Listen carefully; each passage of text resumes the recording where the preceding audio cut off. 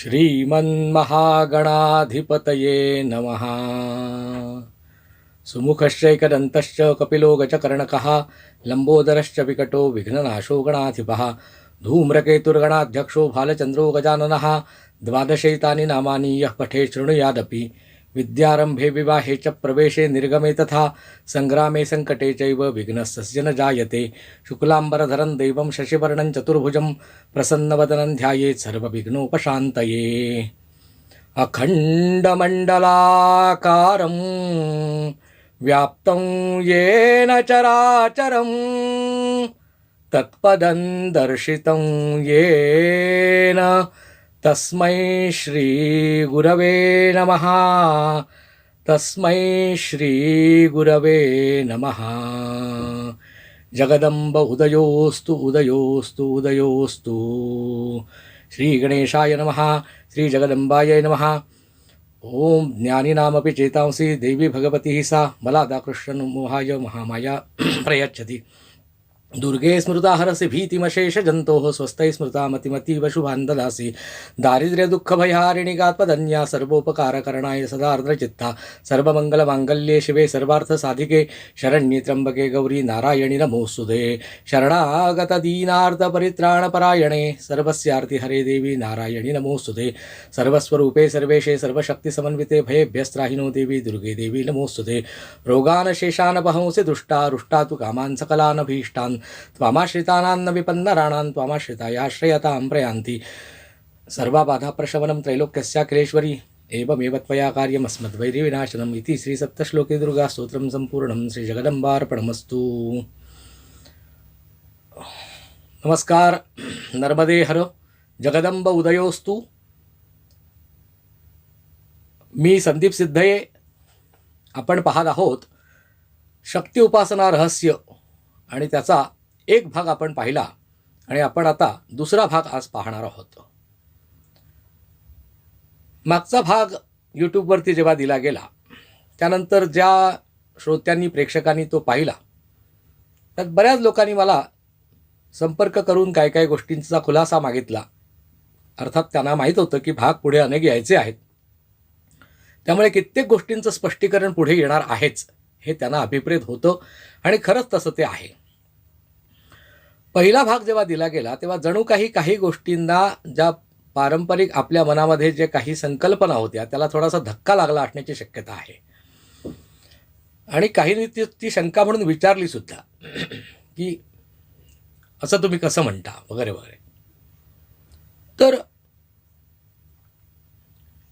या ज्या वेगवेगळ्या प्रकारच्या शंका निरसन करण्याच्या दृष्टिकोनातून या भागामध्ये आपण मागच्या भागातला आढावा घेऊया आणि त्यासंबंधी विचारलेल्या प्रश्नांची उत्तरादी किंवा शंकांचं निरसन करूया आणि मग पुढे आपण मार्गक्रमण करू. पहिल्या भागामध्ये आपण काय बघितलं होतं तर भावभक्ती हा प्रकार बघितला होता. आणि ज्या प्रकारचा भाव असेल तशा प्रकारची इष्टदेवता आणि तशा प्रकारची इष्टदेवता असल्यानंतर त्या इष्टदेवतेला काहीतरी मानायचं आणि त्याचं आपण काहीतरी अमुक तमुक नातेवाईक स्वतःला मानायचं अशा प्रकारचं नातं सांगणारं जो भाव असतो किंवा त्याच्या प्रकारचा जो अनुबंध असतो, ईश्वर माझा कोणतरी लागला असल्याशिवाय आपलं त्याच्यावर प्रेम जडू शकत नाही असं आपण मागच्या वेळी बघितलं होतं. पण त्याच्यातच बोलता बोलता मी असं सांगितलं होतं की गायत्री पुरश्चरण करून काहीही विशेष होत नाही अध्यात्म मार्गामध्ये. ज्या लोकांना जगदंबा आपली आई आहे किंवा परमेश्वर आपला आई आहे, बहीण आहे, मुलगी आहे असे 3 मुख्य बघितले होते. पण आणखीन सखी आहे असं एखाद्याला वाटलं, प्रेयसी आहे असं असेल त्याला वाममार्ग म्हणतात. दक्षिण मार्ग नाही आहे, तो वाममार्ग आहे. पण सखी आहे असं असू शकतं. आपण दासी आहोत जगदंबेची अशा प्रकारचा भाव असू शकतो. हे अर्थात स्त्रियांच्या बाबतीत होणं स्वाभाविक आहे, पण स्त्रियांच्या बाबतीतच व्हायला पाहिजे असं जरुरी नाही.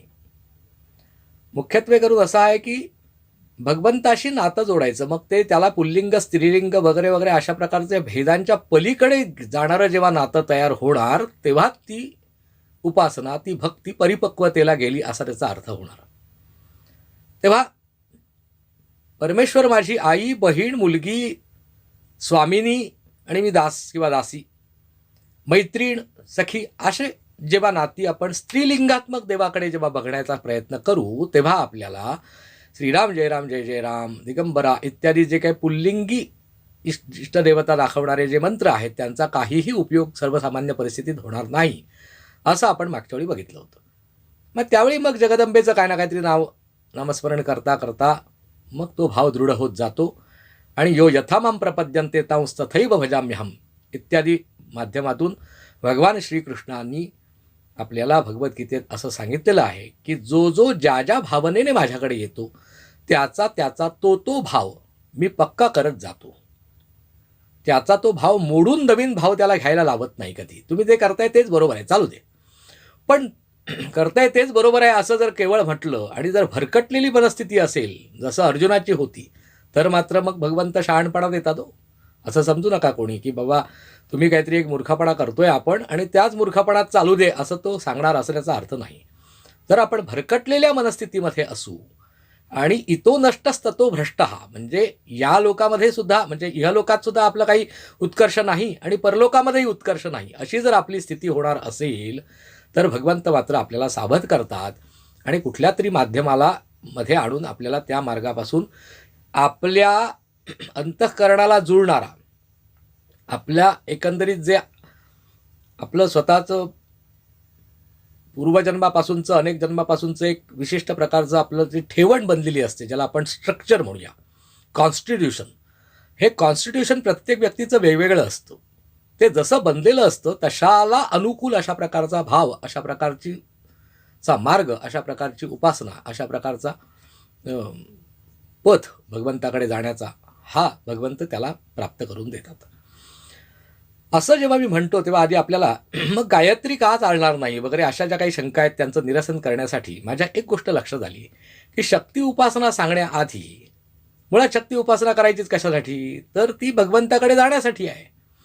मग भगवंताकडे जाण्याचे जे काही असंख्य मार्ग आहेत ते आधी आपण पहिल्यांदा थोडेसं निदान त्यांची तोंड ओळख करून घेऊया आणि मग आपण जे बघतो आहोत ते संपूर्ण सिलॅबसमधलं नेमकं कुठला भाग आपण बघतोय असं एकदा लक्षात आलं ना की मग आपल्या संकल्पना स्वच्छ होतात, आपलं आभाळ स्वच्छ होतं. मेंदूमध्ये बुद्धीमध्ये अशा प्रकारचं जंजाळं जी असतात, जळमटं असतात ती निघून जातात की आपण नेमके कुठे आहोत, आपण नेमकं काय करतो आहोत. तर आपण आधी पहिल्यांदा जाणून घेऊया की भगवंताकडे जाण्याचे जे असंख्य मार्ग तयार झालेले आहेत, सगळे सांगणं शक्यच नाहीत कारण भगवंताकडे असंख्य मार्ग जातात, इतके असंख्य जातात की त्याचं मोजदात फक्त भगवंतच करू जाणे, आम्हाला कधी करता येणं शक्य नाही. भगवंताची प्राप्ती होण्यासाठीच माणसं प्रयत्न करत असतात. भले आपल्याला असं वाटत असतं मी पैसा मिळवण्यासाठी प्रयत्न करतोय, कोणी विवाह ठरावा म्हणून प्रयत्न करतोय, मुलबाळ व्हावं म्हणून प्रयत्न करतोय, असं जरी वर करणी आपल्याला वाटत असेल तरीसुद्धा आपल्या मनात कुठेतरी जेव्हा तळमळ असते, त्रास असतो, तेव्हा भगवंता मला सोडव असं आपण म्हणतो. सोडव या शब्दाचा अर्थ मला ताबडतोब मृत्यू दे असा होत नाही, तर सोडव या शब्दाचा अर्थ असा होतो की मला या यातनातून वेगवेगळ्या प्रकारच्या दुःखांमधून बाहेर काढा. म्हणजे प्रत्येक व्यक्ती प्रत्यक्ष किंवा अप्रत्यक्षरित्या मोक्षाचीच इच्छा आतून करत असते, फक्त ते त्याला कळत नाही. आणि तो मोक्षाची इच्छा का करत असतो, तर त्याचं मुक्त स्वरूप हे त्याचं मूळ खरं स्वरूप आहे. सच्चिदानंद स्वरूप आपलं स्वरूप खरं आहे. आपलं मूळ स्वरूप हे आनंद स्वरूप असल्यामुळे त्या स्वरूपाकडेच जायचं आपल्याला आपोआप भावना होणार आहे. कळत असो किंवा न कळत असो, अनेक जन्मानंतर का असेना, आपल्याला तो मोक्षाचाच मार्ग किंवा स्वस्वरूपाचं जाणीव करून घेण्याच्या मार्गालाच जावं लागण्याची शक्यता आहे, किंबहुना तसंच जावं लागतं. तर आपण जाणून घेऊया हे पथ, त्याचं साधारण वर्गीकरण आपण जाणून घेऊ. आता भगवंताकडे जाण्याच्या मार्गाला म्हणतात योग. योग या शब्दाचे परिस्थितीजन्य असंख्य अर्थ होतात. मुख्य योगमध्ये युज धातू म्हणजे जोडण्याचा जो धातू आहे, जोडण्या हा तो त्याच्यातली संकल्पना आहे. ते काय जोडायचं, तर भगवंताला भक्ताशी जोडायचं, परब्रह्माचा आत्म्याशी जोडायचं, शिवाशी जीव जोडायचा, थोडक्यात तो आणि मी हे जोडायचं किंवा ती आणि मी जोडायचं एकमेकाला. या प्रकाराला म्हणतात योग, म्हणजेच भगवंताकडे जाण्याचे, परमेश्वराला प्राप्त करून घेण्याचे मार्ग. आता कुठलाही मार्ग चोखाळतो माणूस कधी, आपण 4 चाकी गाडीने जाऊ, कधी 4 चाकी गाडी आपल्याकडे असेल तर, किंवा योग्य भाडं देऊन आपल्याला ती सहजासहजी मिळणार असेल आणि त्या मार्गाने चारचाकी गाडीनेच जाणं योग्य अशी जेव्हा परिस्थिती असेल तेव्हा आपण चारचाकी गाडी करू. 2 चाकी गाडीनं जाणं आवश्यक आहे किंवा ते योग्य आहे असं जर आपल्याला वाटलं, सगळं म्हणजे आपल्याकडची परिस्थिती, जाण्यासाठी लागणारा मार्ग, त्यासाठी लागणारं बाकीची साधनसामुग्री, वेळ, म्हणजे सगळ्या दृष्टिकोनातून आपण ते साधन निवडतो. किंवा 2 चाकीने जायचं की चालत जायचं की 4 चाकीने जायचं की विमानाने जायचं की अन्य मार्गाने जायचं, घोड्यावरून जायचं, बैलगाडीतून जायचं इत्यादी. ते परिस्थितीनुसार ठरतं. म्हणजे कसं काय, तर परिस्थितीनुसार ठरण्यासाठी आपल्याकडे साधनं काय उपलब्ध आहे त्याच्यावरती अवलंबून आहे. मग मनुष्य प्राण्याकडे भगवंताकडे जाण्यासाठी लागणारी काय काय साधनं उपलब्ध आहेत, तर आपल्याकडे मुख्यत्वे करून 4 प्रमुख साधनं आहेत. प्रसंगी 5 आहेत, पण आपण आधी क्रमाने बघण्याचा प्रयत्न करूया. पहिलं म्हणजे आपल्याकडे आहे बुद्धी. मनुष्य प्राण्याकडे बुद्धी आहे, जी इतर प्राण्यांपेक्षा श्रेष्ठ सुद्धा आहे. त्या बुद्धीच्या सहाय्याने तो काय आहे किंवा मी कोण आहे ह्याचा शोध घेण्याचा, ह्याचा विचार करण्याचा, ह्याला बुद्धीच्या माध्यमातून जाणून घेण्याचा प्रयत्न करणे हा सुद्धा ईश्वराकडे जाण्याचाच मार्ग आहे. त्याला म्हणतात ज्ञानयोग. ज्ञानाच्या माध्यमातून भगवंताला आकळून घेणे. मग त्याच्यात उपप्रकार काय पडतात, तर तो म्हणतो की जाणायचं जर आहे, बुद्धीने मला समजून घ्यायचं असेल तर मी कशाला समजून घ्यायचं, आधी मी कोण, मीचा शोध लावण्याचा प्रयत्न करणे हेही एक प्रकारचं जाणणे आहे. दुसरं असं म्हणतात की हा जगत प्रपंच कोण चालवतं, कसा चालवतं, का चालवतं हे जाणून घ्यायचं आहे. म्हणजे तो जाणून घेण्याची जी प्रक्रिया आहे ती सुद्धा परत ज्ञानयोगामध्ये येते. एकतर त्याला जाणून घेण्याची प्रक्रिया किंवा स्वतःला जाणून घेण्याची प्रक्रिया. आता हे सोडून परत हे जगात असंच का होतं, कशामुळे होतं, आता रोग का होतो तर जंतूंमुळे होतो असा कोणीतरी शोध लावला. म्हणजे भौतिक जगामध्ये होणाऱ्या उलतापालथी घटना, ह्या घटनांबद्दलचं संशोधन करणारी जी मंडळी असतात तिथे ते बुद्धी वापरतात आपली सगळी काही. तो परमेश्वराकडे जाण्याचा मार्ग म्हणता येणार नाही. आणि मग त्या लोकांना आपण म्हणतो शास्त्रज्ञ, शोध कार्य करणारे, त्याच्याशिवाय काही चिंतन करणारे असतात, त्याला म्हणतो आपण तत्वज्ञ. ते तत्वज्ञ, चिंतन करणारे किंवा सामान्य ते विविध प्रकारची शोध लावणारी जी मंडळी आहेत ती अध्यात्म मार्गातली म्हणता येणार नाहीत. परमेश्वराकडे जाण्यासाठी तो मार्ग म्हणून उपयुक्त येत नाही. थोडक्यात ती बुद्धिमत्ता ते त्याच्या लौकिक किंवा भौतिक गोष्टीच्या शोधाच्या मागे लागतात.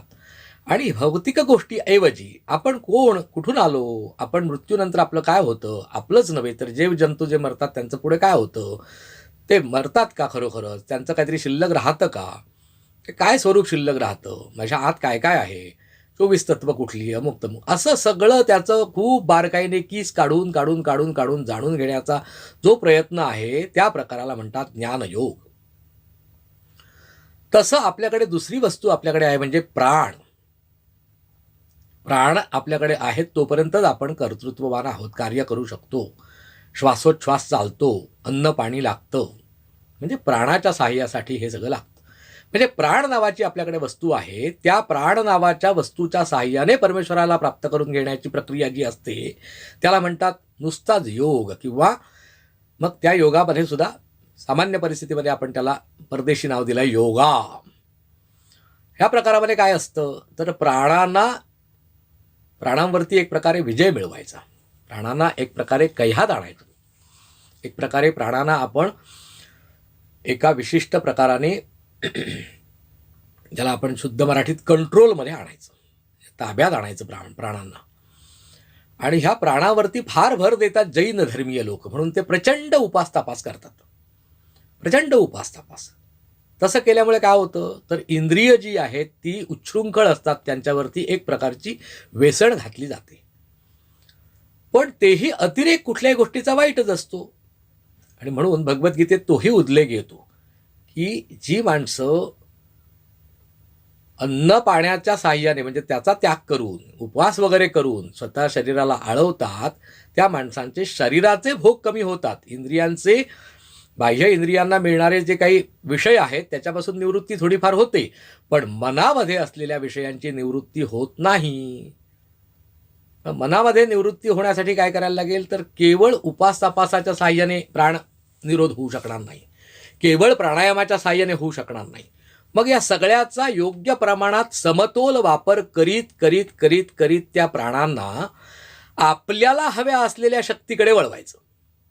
प्राण ही एक प्रकारची एनर्जी शक्ती आहे. जसं आपण विद्युत शक्तीचा हवं तर आपण शीतकपाट म्हणजे रेफ्रिजरेटरमध्ये थंड करण्यासाठी वापरतो. पंख्याच्या सहाय्याने वारा देण्यासाठी ती गती जी लागते त्या गतीज ऊर्जेमध्ये आपण त्याचं रूपांतर करतो, उष्णतेमध्ये करतो, प्रकाशामध्ये करतो. म्हणजे ऊर्जा एकच, विद्युत ही ऊर्जा, पण त्याचा वापर आपण कशाला करण्यासाठी, ह्या सगळ्या गोष्टींसाठी करतो. तसाच प्रकार आपल्याकडे असलेली प्राण नावाची ऊर्जा ही कोणावरती रागवण्यासाठी, कामक्रोधादी विकारांची पूर्तता करण्यासाठी, मत्सर करण्यासाठी, कोणाचं तरी वाईट करण्यासाठी लागणारं जे कार्य आहे, शरीराला लागणारी शक्ती आहे, त्या शक्तीकडे त्याचा अपव्यय करण्याऐवजी उत्तम अशा प्रकारचं विधायक अशा प्रकारचं कार्य करण्यासाठी जी शक्ती हवी तिकडे त्या प्राणांच्या शक्तीचा वापर करून घ्यायचा. मग ते विधायक कार्य करण्यासाठी आपल्याला शरीराला वळण लावावं लागेल. म्हणून वेगवेगळ्या प्रकारची आसनं आहेत. आणि मग अष्टांग योग नावाचा पतंजलींनी मार्ग दाखवला. तो सगळ्या प्राणांनाच योग्य प्रमाणात नियंत्रित करण्यासाठी विशिष्ट प्रकारचे यम म्हणजे काही मार्ग अमुक गोष्टी करू नयेत, नियम म्हणजे अमुक गोष्टीच कराव्यात. यम नियम आसन कसं, कुठल्या कुठल्या प्रकारची आसनं शरीराच्या पेशींना स्नायूंना एक प्रकारचं वळण लावायचं. आणि मुख्यत्वे वळण कशाचं लावायचं तर उग्र व्हायचं वळण लावायचं नाही, संयमित होण्याचं वळण लावायचं. म्हणून जी आसनं करायला सांगितली ती आसनं कशी करायची असतात, अत्यंत सावकाशची आसनं करायची आणि त्या आसनामध्ये जास्तीत जास्त वेळ राहण्याचा प्रयत्न करायचा. धसमुसळेपणाने आसनं करणार प्रकार जो आहे त्याला तो योग नव्हे, तो केवळ व्यायाम होईल. योग या शब्दाचा अर्थ असा आहे की त्या प्राणांना योग्य प्रकाराने नियंत्रित करण्यासाठी, त्याला वळण लावण्यासाठी शरीरातील पेशी आणि स्नायू अर्थातच हाडं वगैरे सगळाच विषय आला, त्यांची मदत घेऊन या प्राणांना एका विशिष्ट पद्धतीने हळूहळू समतोलित करीत त्याच्या साहाय्याने मनावर विजय आणि मग मनाच्या साहाय्याने बुद्धीवर विजय आणि अर्थात अहंकाराची हळूहळू कमतरता करायची. असं करण्यातून ते पुढचे मग पायरी तयार होते. यम नियम आसन झालं, मग प्राणायाम, हे जे 4 आहेत ते बाह्यांग आहेत. आणि पुढे आणखीन येतात प्रत्याहार, धारणा, ध्यान, समाधी, हे जे बाकीचे मार्ग. पण आज आपण बघणार आहोत प्रामुख्याने काय, शक्ती उपासना रहस्य. आणि त्यातही काय बघणार आहोत, पहिल्यांदा आधी आपल्याला उपासनेपर्यंत यावं लागेल आणि मग उपासना अनेक आहेत, त्यातली मग शक्ती उपासना. म्हणून आपण हा योग नावाचा जो विषय आहे त्याविषयी कितीही बोललं तरी कमी अशा प्रकारचा आहे. तो मी विषय आत्ता जास्त सांगत नाही. पण परमेश्वराकडे जाण्याचे जे अनंत मार्ग आहेत त्यातला हा योग नावाचा मार्ग तो समाधी नावाच्या अवस्थेपर्यंत घेऊन जातो. आणि ती सविकल्प समाधी आणि पुढे निर्विकल्प समाधी झाली की ब्रह्मसाक्षात्कार होतो. म्हणजे परमेश्वर कोण आणि मी कोण ह्या गोष्टींचा शोध लागतो. आणि असा शोध लागणं म्हणजे परमेश्वराची प्राप्ती झाली, म्हणजे तोही एक मार्ग परिपूर्ण झाला. मग या योग नावाच्या प्रक्रियेत सुद्धा उपप्रकार आले. कुठले कुठले उपप्रकार, एक आहे राजयोग, दुसरा आहे क्रियायोग, तिसरा आहे हठयोग, मग आणखीन काही लोकांनी दिलं नाव सहज योग, आणखीन एक नाव आहे त्याचं नाव कुंडलिनी योग. या कुंडलिनी नावाच्या विषयावरती जर बोलायचं ठरवलं तर तासन तास नाही, प्रवचनं झोडावी लागतील. मी झोडावी असा शब्दप्रयोग अशासाठी वापरला की खूप प्रवचनं, असा एखाद्या गोष्टीचा पाऊस पडणे म्हणजे खूप अतिरेक होणे, तसं खूपच प्रवचनं करावी लागतील तेव्हा त्या कुंडलिनी शास्त्राविषयी सांगता येणं शक्य आहे. म्हणजे जे काही माझ्यासारख्याला कळलंय 4 अक्षरं परमेश्वरी कृपेने ते विशद करता येईल. म्हणजे तो अतिशय गहन आणि अथांग विषय आहे आणि तो स्वतंत्र विषय आहे. झालं. हे जे स्वतंत्र विषय असा शब्दप्रयोग का वापरला ते पुढे मग स्वतंत्रपणे सांगतो. थोडक्यात सांगायचं म्हणजे आपल्याकडे पहिल्यांदा बघितलं बुद्धी आहे, त्याच्या साह्याने आपण ज्ञानमार्ग अवलंबू शकतो. त्या ज्ञानमार्गात सुद्धा मी कोणचा शोध, तो कोणचा शोध आणि जग कसं काय चाललं याचा शोध वगैरे वगैरे, म्हणजे ज्ञानविज्ञान असं त्याला म्हटलं. प्राणांच्या साह्याने असणं त्याला काय म्हटलंय, राजयोग, क्रियायोग, सहजयोग, कुंडलिनी योग, हठयोग इत्यादी इत्यादी. हे सगळे उपप्रकार आहे त्या एका योग नावाच्या मार्गाचे. त्याच्या पुढे आपल्याकडे काय आहे, बुद्धी आहे बघितलं आपण, प्राण आहे हे बघितलं. त्याच्यानंतर आपल्याकडे आणखीन एक वस्तू आहे म्हणजे इंद्रिये, पंचज्ञानेंद्रिय आणि पंचकर्मेंद्रिय मुख्यत्वे. ही सगळी पंचकर्मेंद्रिय आणि पंच ज्ञानेंद्रिय ह्याने आपण कुठलं ना कुठलं तरी कर्म करीतच राहतो कायम. मृत्यू येत नाही जोपर्यंत कर्म बंदच होऊ शकत नाही. यांना त्या मार्गाने कर्म चालू राहणार. श्वासोच्छ्वास करणे हे सुद्धा कर्म आहे. मग हे जे सगळं कर्म आहे, हे कर्म करण्याची जी काय क्षमता आपल्याकडे आहे आणि ही जी इंद्रिय आहेत, पंचज्ञानेंद्रिय आणि कर्मेंद्रिय, कुठली कुठली आता सांगत बसत नाही, ती आपल्याला माहिती आहे, तसं गृहीत धरूया. कारण कुठले कशातही आपण गेलो तरी त्याचा किस कितीही काढला तरी कमीच आहे. फक्त आपण ते बघणार आहोत थोडंसं, त्याचं बाकीचा उहापोह. म्हणजे उपासना काय ते कळेल, आणि उपासना कळली की मग त्या उपासनेतल्या अनेक उपासना, त्यातली शक्ती उपासना, असं आपण ते संपूर्ण स्कोप आपल्या संपूर्ण अध्यात्माचा काय आहे तो एकदा बघून घेऊया. असो तर आपल्याकडे कर्मेंद्रिय ज्ञानेंद्रिय अशी जी दिलेली आहे त्यांना योग्य ठिकाणी वळवणे. कर्माशिवाय राहताच येत नाही अशी परिस्थिती आहे की नाही. मग काय कर्म करायचं? तर कर्म करायचं काय काय ह्याच्याबद्दलचं 2-4 पर्याय उपलब्ध आहेत. पहिला पर्याय म्हणजे असा आहे की ऋषीमुनींनी किंवा वेगवेगळ्या प्रकारच्या तत्ववेत्यांनी कोणी कसं वागावं याच्याबद्दलच्या काही संकल्पना दिलेल्या आहेत. आणि त्या संकल्पना ज्याच्यामध्ये लिहिलेल्या आहेत त्याला आपण म्हणतो स्मृती ग्रंथ. स्मृती ग्रंथ म्हणजे मनुस्मृती, पराशर स्मृती, वेगवेगळ्या प्रकारच्या ऋषीमुनींनी दिलेल्या आपल्याकडे स्मृती आहेत. त्या स्मृतींमध्ये माणसाने कसं वागावं, परमेश्वराकडे जाण्यासाठी कसं कसं कर्म करावं याच्याविषयीचं वर्णन दिलेलं आहे. ते सगळं वर्णन आपण जे गुरुचरित्रात वगैरे वाचतो त्याच्यात ब्राह्मणांनी काय काय करावं, क्षत्रियांनी काय काय करावं, वैश्यांनी काय काय करावं, शूद्रांनी काय काय करावं. आता याच्यामध्ये जाती वगैरे असं मला काही सांगायचं नाही आहे. वर्णव्यवस्था आहे.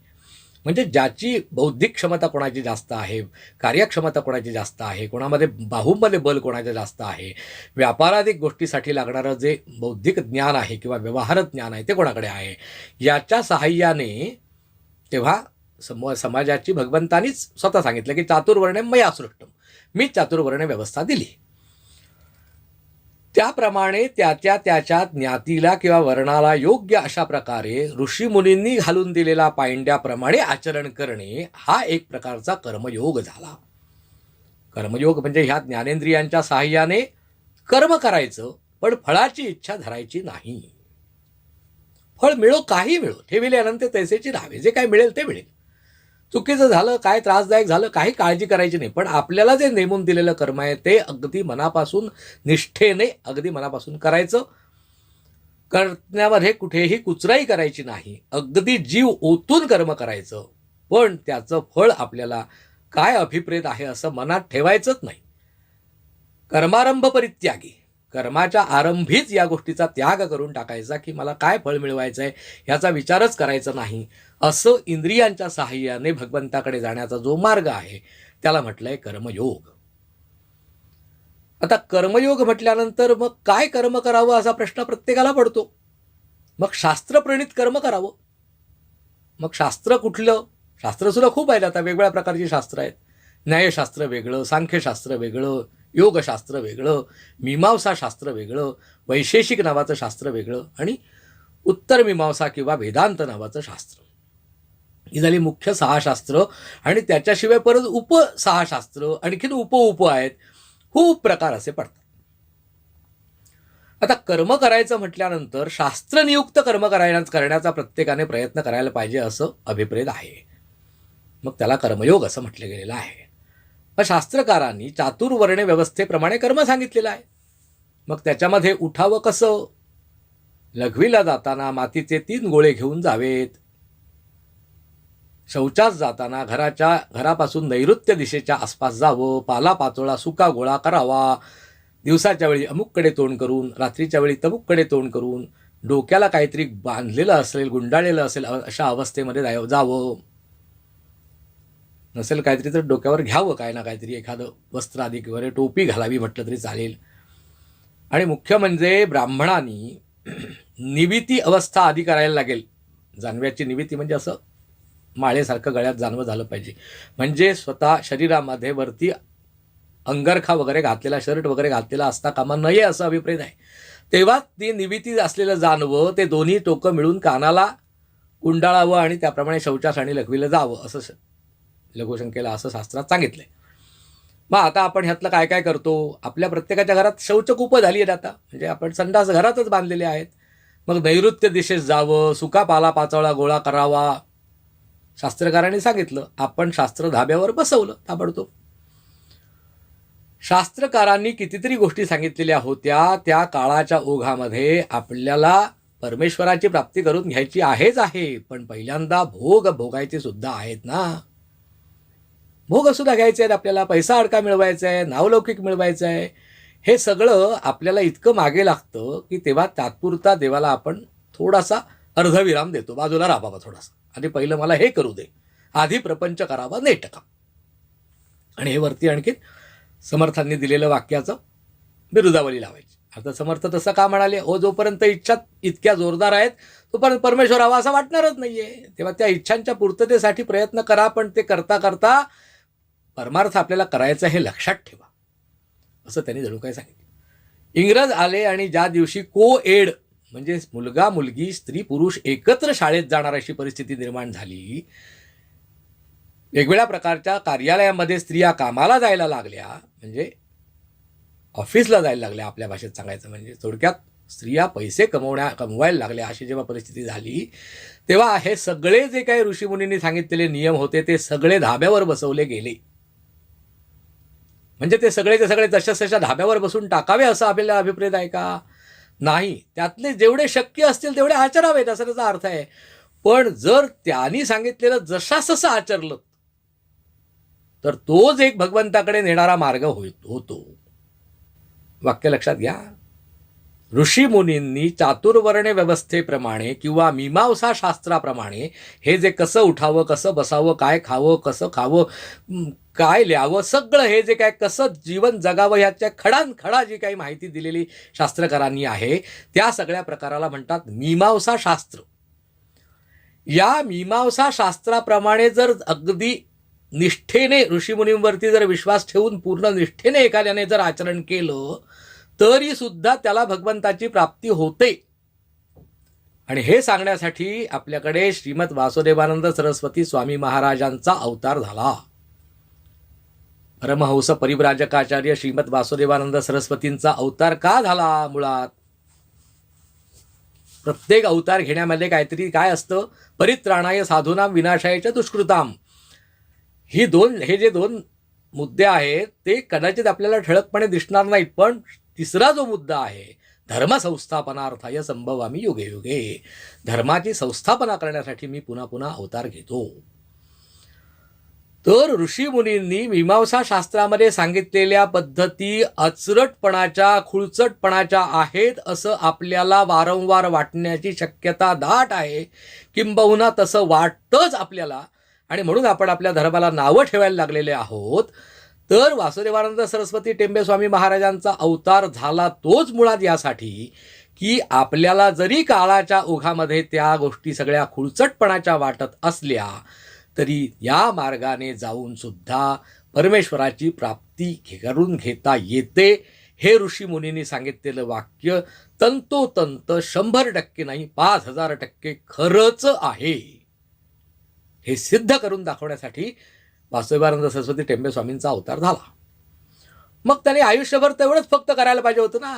त्यांनी जो संन्यास घेतला मग ते 23 चातुर्मास का केले असा काही ना शंका येईल. थोडंसं जरा विषयांतर होते पण ते सांगणं गरजेचं आहे.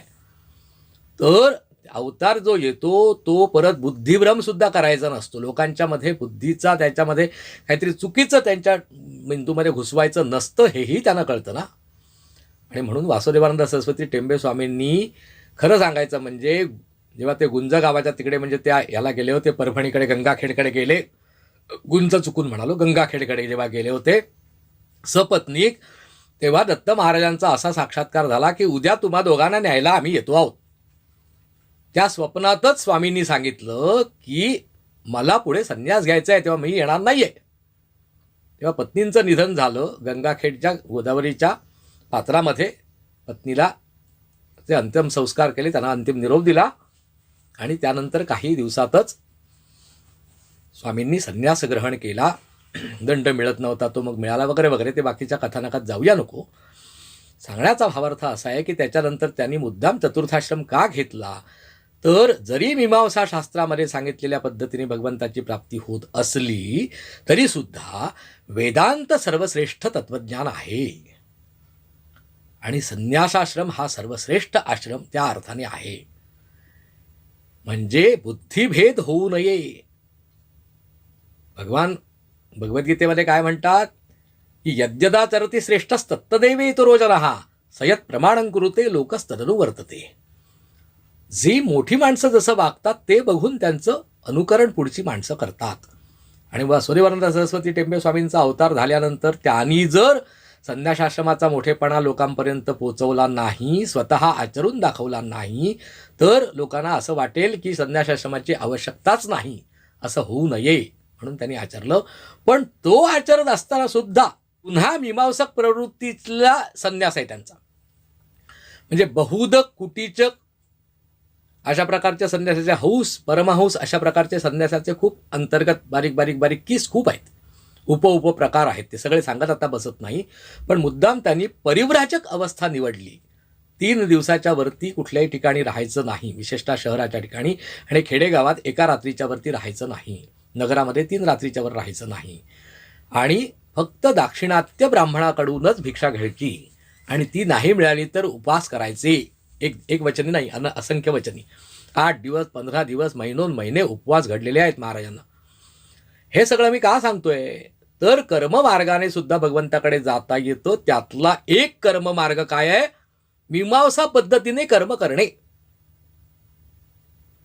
पण ज्यावेळी आपल्याकडे आणि त्या मीमांसा पद्धतीमध्ये स्त्रियांनी काय आचरण करायचं तर फक्त पतिव्रता धर्माचं आचरण करायचं.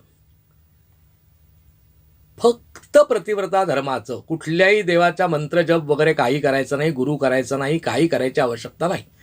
फक्त पतीला परमेश्वर मानायचं असं जर राहिलं तरी सुद्धा आपण मोक्षाचे अधिकारी होतो. आणि अनसूयेचं, सावित्रीचं असं गुरुचरित्रामध्ये मुद्दाम वर्णन केलेलं आहे. अनसूयेचं वर्णन करताना असं सांगितलं तिचं पातिव्रत्य इतकं जबरदस्त होतं की सूर्य घाबरायचा उगवायला. आणि जास्त आपण तप्त झालो आणि त्या अनसूये मातेला आपल्यापासून जर त्रास झाला उन्हाचा आपल्या तर कसं व्हावं म्हणून मंद मंद तपत असे असं वर्णन आहे गुरुचरित्रामध्ये. एवढी पात्रता जर नुसती एकनिष्ठ भावनेने जर समजा संपूर्ण समर्पण, त्याच्यामध्ये काय आहे? पतिव्रता म्हणजे काय आहे तर संपूर्ण समर्पण. भक्तियोगात तेच आहे, बुद्धियोगात तेच आहे, म्हणजे ज्ञानयोगामध्ये सगळीकडे शेवटी संपूर्ण समर्पण हेच त्याचं गमक आहे. जे आपण अनेक मार्ग बघतो आहोत ना भगवंताकडे जाण्याचे, त्याचं गमक हेच आहे की संपूर्ण शरणागती किंवा संपूर्ण समर्पण हे आपल्याला आलं की आपल्याला परमेश्वर मिळाला. ते संपूर्णपणे येत नाही. जागोजागी मी शिल्लक राहतो, तो मी शिल्लक राहतो हाच त्रास आहे. हेच दुःखाचं मूळ आहे. असो तर सांगण्याचा भावार्थ असा आहे की कर्म कसं करावं याच्या संदर्भात शास्त्रकाराने दिलेल्या पद्धतीने जेव्हा आपण करायला जाऊ तेव्हा त्याला म्हणतात मीमांसक कर्मयोग. अशा प्रकारचा मीमांसा मार्गाचा कर्मयोग हा जर आचरण करायचा असेल तर त्याच्यामध्ये स्त्रियांना मग ते 4 दिवसाचं जे किंवा मासिक धर्म पाळायला पाहिजे, मग त्याचे सगळे नियम पाळायला पाहिजेत. मग त्यांनी दुसरं काही करायचं नाही, फक्त पतीची सेवा करायची. मग आम्हाला तर करिअर करायचं आहे, मग कसं व्हायचं? थोडक्यात सांगायचं म्हणजे त्यातला मीमांसा मार्गाने मार्गक्रमणा करायचा जो कर्मयोग शास्त्रकारांनी दिला आहे तो आता हळूहळू काळामध्ये हा टिकत नाहीये. कालबाह्य झाला असं बिलकुल म्हणायचं नाही. कारण असं आहे की हे जे काय मी विविध मार्ग सांगतो आहे हे मार्ग एकमेकापासून इतके दूर गेलेले नाही आहेत. त्याला इंग्रजीत चांगला शब्दप्रयोग आहे, वॉटर टाईट कंपार्टमेंट्स. म्हणजे कर्मयोग, भक्तियोग, ज्ञानयोग, नुसताच योग किंवा राजयोग किंवा क्रियायोग हे सगळे जे योग वेगवेगळ्या प्रकारचे आहेत किंवा परमेश्वराकडे जाण्याचे मार्ग आहेत त्या मार्गामध्ये एकमेकाशी पूरक काही नाही आहे असं नाही आहे. किंबहुना ते एकमेकाला पूरकच आहेत. पण पूरक आहेत याचा अर्थ असा होत नाही की कुठलंही काही उचलायचं इकडच्यातलं आणि ते यात मिसळायचं, तिकडचं उचलायचं यात मिसळायचं, अशी खिचडी करणं म्हणजे परमेश्वराकडे जाण्याचा मार्ग नव्हे. पूर्वीच्या काळी ऋषीमुनी काय करायचे की त्यांना ते सगळं वर्गीकरण कसं बरोबर पद्धतशीर करायचं माहिती होतं. कोण कोणाचा कसा अधिकारी आहे त्याला त्याच्या अधिकारानुसार सगळं शिकवलं जात असे.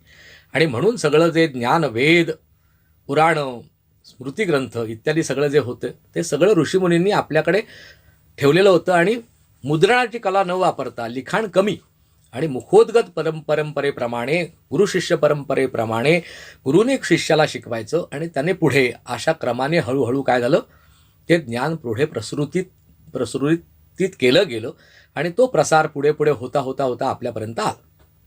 हा प्रकार त्यांनी ठेवलेला होता. तर का तसं ठेवलं होतं? मग आमच्याकडचे जे चढ शहाणे आले ना, मेकॉले वगैरे, हे मुद्दाम आपलं सगळं गुरुकुल नष्ट करायलाच आलेले होते. इंग्रज वगैरे त्यांनी जसं ठरवलं होतं की भारतीय शिक्षण पद्धतीत जर मोडून काढली नाही तर इंग्रजांना बरीच वर्ष राज्य करता येणं शक्य नाही. म्हणून त्यांनी आपली सगळी शिक्षण पद्धती गुरुकुलं वगैरे मोडून टाकली. आणि त्याचा परिणाम काय केला, तर त्याच्यामुळे आपल्याकडे हे असलेलं जे ज्ञान, आणि मग काय केलं तर सगळं आम्ही म्हणे ऋषीमुनींच्या त्या झोपडीमध्ये अडकून ठेवलेलं ज्ञान जे ब्राह्मणांसाठीच फक्त होतं उपलब्ध, ते सर्व जाती धर्मांसाठी खुलं केलं असं. आणि वरती आधुनिक जे स्वतःला समजतात त्या लोकांनी हा प्रकार केला. पोपट त्याच्यात खिचडी अशी झाली की आपण उचलली जीभ लावली डाळ्याला कुठलंही वाक्य वाचतो. कुंडलिनी शास्त्र हे एक स्वतंत्रपणे पूर्ण वेगळा विषय आहे. वेद हा स्वतंत्र विषय आहे. वेदाच्या मार्गाने सुद्धा परमेश्वराकडे जाता येतं, ते आता आपण पुढे बघणार आहोत. कर्मयोग चालू आहे आपला, बघतोय. तर ह्या सगळ्याची लोकांनी एवढी खिचडी केली आहे की मग कुंकू का लावायचं म्हणे आज्ञाचक्राला उत्तेजित करण्यासाठी. कुंडलिनीमधलं कुठलं तरी वाक्य उचलायचं, वडाची साल, आणि कुंकू बायकांनी डोक्याला का लावायचं, त्याची पिंपळाला चिकटवून टाकायची. पूर्वीच्या बायकांचे आपण चित्र बघितली आहेत का, राजा रवी वर्माने वगैरे काढलेली, तेव्हा बायका अशा चिरी लावायच्या, लांबच्या लांब असं. शैव परंपरेची सगळ्या स्त्रिया अशा चिरी लावायच्या आणि वैष्णव परंपरेच्या असं उभं गंध लावायच्या. त्या भुवयांच्या इथे नाही, त्याच्या उंचावरून वर अजून अशा प्रकारचं कुंकू लावलं जात असे. आज्ञाचक्राचा काडीचाही संबंध नाही. त्या कुंडलिनी शास्त्रातला कुठला तरी एक शब्द उचलायचा आणि कुठेतरी तो चिकटवून टाकायचा. हे इतकं घाण झाली आहे ना प्रकार सध्या. ह्याचं कारण खिचडी झालेली आहे आणि ही खिचडी आपणच करून घेतलेली आहे. सखोल ज्ञान कुठल्याही विषयाचं करून घ्यायची इच्छा नाही आणि सगळी वाट कशी लावायची. किंवा मीमांसा मार्गातलं एखाद दुसरं वाक्य त्याच्यावरती खुलचटपणा म्हणून टीका करायची. फक्त टीका करायचं, वाईट बडबडायचं, बाकी काही त्याचा विचार कधी केलाय का, अभ्यास कधी केलाय का. सखोल आदी मुख्य म्हणजे सखोल आदी विषय सोडूनच द्या. आजकाल 2 गाणी कुठेतरी कुठल्या तरी कार्यक्रमामध्ये गाजली म्हणजे गाजवली, आपल्याच लोकांनी टाळ्या पेटल्या की लगेच हे स्वतः अर्ध्या अळकुंडाने पिवळे झालेले लोक लगेच गायक म्हणून मिरवायला लागले. त्यांच्या वेगवेगळ्या प्रकारचे नवीन अल्बम्स आले, आणखीन काहीतरी अमुक सीडीज आल्या, अमकं आलं तमकं आलं, तमक्याचं काय ते शीर्षक गीत गाण्याचा ह्याला संधी मिळाली, त्याला संधी मिळाली. म्हणजे काय वर्षानुवर्ष घासली ज्यांनी आपल्या आयुष्याची, तेव्हा संगीतामधली हे अतिरथी झाले ना. 4 गाणी म्हणता यायला लागली आणि ती सुद्धा डुप्लिकेट गाणी, म्हणजे आधीच असंख्य वेळा ऐकून ती कानात गुंजलेली गाणी त्याचं पुनर्सादरीकरण करणे हे काही मोठं कर्तृत्व नाही. नव्याने बनवलेलं गाणं, शब्द नवे, चाल नवी अशी असलेली गायची, अशी ज्याला क्षमता आहे तो खरा गायक. हे सगळं मी का सांगतोय, तर आपण अध्यात्मातली असंख्य पुस्तकं वाचतो का, तर भांडार खुलं करून टाकलेलं आहे आणि त्यातलं थोडं यातलं थोडं गुरुचा मार्गदर्शनाची गरज लागत नाही. आणि आजकाल गुरु झालेत ते पैशाला बासरीभर, ते त्याच्यापेक्षा अतिशय उथळ. किती तपस्या केली हो याच्यातल्या लोकांनी. सांगतात ते लोक, आम्ही 50 वर्ष अमुक केलं. दादांत खोटं बोलणारे गुरु 90% आहेत, मी आपल्याला स्पष्ट सांगतो. 90%च्या वरती स्वतःला गुरु म्हणवणारी जी मंडळी आहे, जगद्गुरू म्हणवणारी मंडळी आहेत, पदव्या वेगवेगळ्या प्रकारच्या 1008 महामंडलेश्वर हे सुद्धा पैसे देऊन, जगद्गुरू हे पैसे देऊन ह्या पदव्या आजकाल मिळू लागलेल्या आहेत. कालपर्यंत पिस्तूल कमरेला लावून फिरणारा जो कोण मनुष्य होता तो एका दिवसात संन्यासी झाला आणि पैसे देऊन 2 दिवसात महामंडलेश्वर झाला, अशा आपण कथा वर्तमानपत्रातून वाचल्या ऐकल्या असतील. हे सगळं मला का सांगावं असं वाटतंय, तर अध्यात्मशास्त्रामध्ये वेगवेगळे मार्ग सांगितलेले आहेत. त्या मार्गांचं एकमेकाला पूरकीकरण आहे. यातलं काही, त्यात आता ध्यान ही गोष्ट भक्ती वापरली गेलेली आहे, नाही असं नाही. प्राणायाम हा आपण दैनंदिन पूजेत सुद्धा वापरतो. खरं म्हणजे पूजा काय आहे, अर्चन भक्ती आहे. मग पूजेत आपण प्राणायाम वापरतो. प्राणायाम तेवढ्या पुरताच जरासाच वापरायचा. जसं म्हणतात ना, एखाद्या रागामध्ये तोच कणस्वर लावायचा जरासा, थोडासा, म्हणजे तो रागरंजन त्याचं वाढवण्यासाठी. तसं एकमेक ह्या सगळ्या मार्गांचं थोडं थोडं इकडे तिकडे वापर आपल्याकडे करता येऊ शकतो. तो सुद्धा कसा करावा हा ऋषी प्रणित गुरु प्रणित दिलेला आहे मार्ग, त्या मार्गाने करायचा. आपण काय करतो, इकडचं उचललं थोडं, काय मग काय परिक्रमेला जात असताना तुमचं म्हणाय 5वं चक्र जागृत झालं माझं. हो, कुंडलिनीचा मार्ग काय, चक्र जागृत झालं, काय काय थापा कशा माराव्यात माणसांनी, आणि त्या मारलेल्या ऐकणाऱ्या लोकांना अरे वा काय जबरदस्त ज्ञान, 5वं चक्र जागृत. माघमेळा किंवा हे कुंभमेळे असतात ना, तिथे मोठमोठ्या प्रकारचे फलक लागलेले असतात, आम्ही तुमची कुंडलिनी जागृत करून देतो. हो, कुंडलिनी जागरण म्हणजे काय, कशाशी खातात, मी तुम्हाला सांगतो 99% लोकांना माहिती नाही. थापा मारतात लोक चक्क. शब्द छल म्हणजे ज्ञान नव्हे, अनुभव तर बिलकुल नाहीच नाही. म्हणजे कृपया गैरसमज करून घेऊ नका की बाबा मला भरपूर ज्ञान आहे आणि इतरांना नाही असं मी म्हणतोय, असं नाही त्यातलं मला म्हणायचंय. आयुष्य घालवलेली असतात. माझ्याबद्दल सांगायची इच्छा नसते मनातून, पण आपल्याला जाता जाता एक झलक म्हणून सांगतो. वयाच्या 14व्या वर्षीपासून परमेश्वराच्या प्राप्तीचा प्रयत्न करतोय, तेव्हापासून काय ना काहीतरी साधन करतोय. त्या साधनेबद्दल 12-13 वर्षानंतर ब्र काढला पहिल्यांदा आयुष्यात. तोपर्यंत कोणी विचारलं काय ध्यान करतोस का, काहीतरी करतो झालं असं म्हणून टाळाटाळ केली. आजकाल 4 दिवस झाले फक्त ध्यानाला कोणाकडे तरी अमुक तमुकच्या क्लासला जातो, लगेच ब्रह्मज्ञानाच्या लंब्या चौड्या गोष्टी ऐका, अनुभव येतो ना तुम्हाला. आपल्याला येत असेल, आणि क्लासेस हो त्याचे. सगळ्यात दुर्दैव या गोष्टीचं आहे हो, परमेश्वराकडे जाण्याचा मार्ग हा असा क्लासमधून शिकून, वर्गात शिकून नाही येत, प्राप्त होऊ शकत नाही. असो, विषयांतराचा भाग तात्पुरता सोडून देऊया. कर्मयोगाचा एक प्रकार असा आहे की ज्याच्यामध्ये मीमांसा मार्गाने सांगितलेलं कर्म करायचं. मग मीमांसेत सांगितलेलं आहे की पातिव्रत्य धर्म, स्त्रियांनी काय नोकरी करूच नाही असं तुमचं म्हणणं आहे का? ओ, संन्यास घेतलेला असून त्याच्यानंतर परत संसारात येऊन झालेली मुलं, निवृत्ती ज्ञानदेव सोपान मुक्ताबाई, यांना त्या पोथ्या पुराणामध्ये कुठे किंवा पारंपरिक जे काही श्रुती स्मृती ग्रंथ जे लोकांनी ऐकलेले होते, त्या ग्रंथामध्ये काही संदर्भच सापडे ना की संन्यासाश्रमानंतर परत जर एखाद्या गृहस्थाश्रमात आला आणि जर मुलं झाली तर त्यांचं काय करायचं, ह्याचा संदर्भ सापडत नाही. म्हणून त्यांना कुठल्याही वर्णामध्ये स्थान नाही, म्हणजे ब्राह्मण, क्षत्रिय, वैश्य, शूद्र कोणत्याही वर्णामध्ये स्थान नाही, अशी परिस्थिती निर्माण करावी असं पैठणच्या ब्रह्मवृंद मंडळाने निर्णय दिला. आणि तेव्हा मग ज्ञान रेड्याच्या मुखातून वेद बदवले माऊलींनी, आणि मग उदो उदो झाला वगैरे वगैरे. म्हणजेच थोडक्यात सांगायचं म्हणजे ह्या जे काही सांगितलेली कर्म आहेत तसं आचरण न करणाऱ्याला मोक्षाचा मार्ग नाही का उपलब्ध? मीमांसेमध्ये सांगितलं तसंच्या तसं आचरण केलं तर परमेश्वराकडे जायचा मार्ग सहज सुलभ उघडा होतोच होतो. ह्याची खात्री करून देण्यासाठी अवतार झाला परमहंस परिव्राजकाचार्य श्रीमद वासुदेवानंद सरस्वती स्वामींचा. आणि 23व्या चातुर्मासाच्या वेळी स्वामींनी स्वतः सांगितलं की यानंतर असं सोवळं ओवळं करणं सामान्य माणसाला कोणालाही जमणार नाही, तेव्हा तुम्ही भक्तीचं आचरण करा.